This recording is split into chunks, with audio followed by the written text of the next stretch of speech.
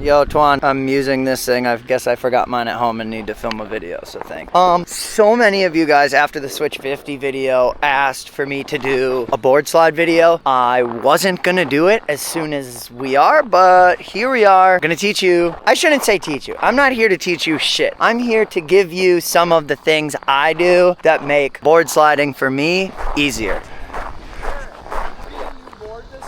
Yeah, absolutely. Hell yeah. My kid rode the Red Bull thing over the summer here. Oh, true. And you guys came whipping down in the side-by-side, gave us a ride up. Oh, sick! And dude, like, he's fucking idolized you since cool, then, dude. Cool. He's a homie. And I appreciate that, for sure. No, you sparked a passion in him. I get him out here riding quite a bit, and I'm like, dude, just don't be afraid to go talk to him. I was like, he's a homie, man. Yeah, for sure. Dude, I appreciate you for real. Yeah. It's always cool when I hear, like, of course, I just fucking snowboard because it's the coolest shit ever, but it's super cool when what I can do can start that for someone else, you know? Exactly, yeah. Seriously, thanks. It means the world. All right, this is a rail we're going to be doing board slides on. I talked about it in my most recent video. A taller rail, personally, is better. You have more play to kind of fall off early, and you have all this room for your tail or your nose to hit before you're going to catch. Taller rail is going to be your best bet. Come down to the rail, check it out, make sure you know that you are ready to do something like this. Just make sure you feel good and you really want to do it. It might be scary. Scary is okay. I'm scared a lot of the times. I'm more or less saying that you really are ready. If you really feel like you shouldn't do it, then don't do it. But come down, take a look, be scared, and think, okay, time to get scared.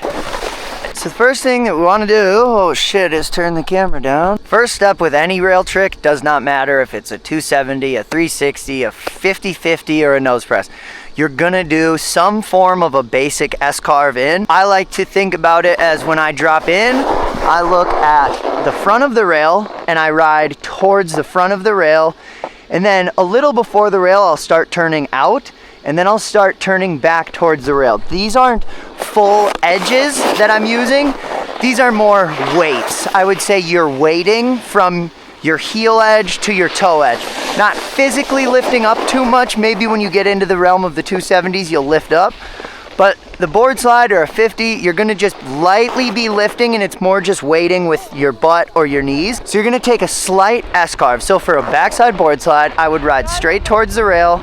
About 6 to 8 feet before the rail, I'm gonna bow out to the right just a little, and then I'm gonna apply the pressure back to my heels to pull us back. We're gonna aim for our front foot. As I jump, I'm just gonna pop my nose up, and now remember, it's not a 2-foot jump, it's a front foot, left foot. So we're gonna raise our left foot, we're gonna pull it over. Essentially, we're gonna aim to set the inside of our foot onto the rail, then we're gonna look down and do the whole thing, first try. Riding straight towards the rail, out and in. Heading straight towards the rail, go out and then back in.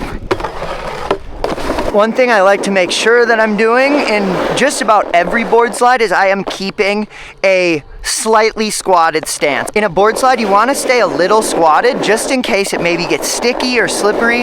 You have that room to move around. Another thing that sometimes becomes a problem when you're learning something like board slides where you're turning your board to get on is you may jump into the board slide and your body weight wants to continue moving.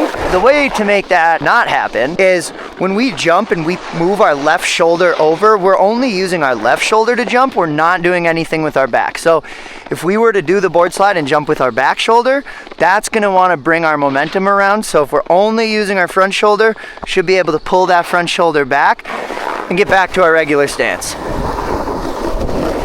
Inside, out, back in.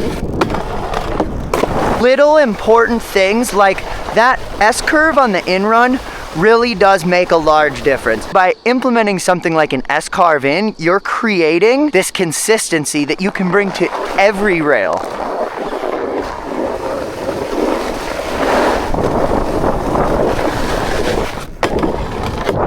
Another key thing when going sideways on rails is you want to make sure your shoulders, for the most part and for as much as you can control, are remaining on top of your board. So if I'm board sliding something, I don't want to be leaning far out.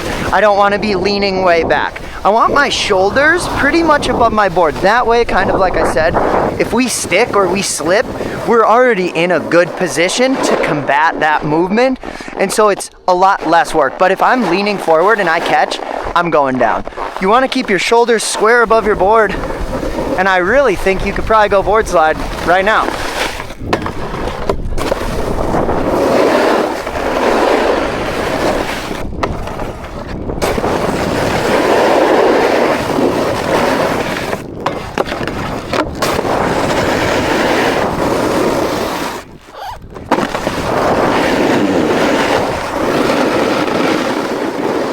I hope this helps you guys. Have fun snowboarding.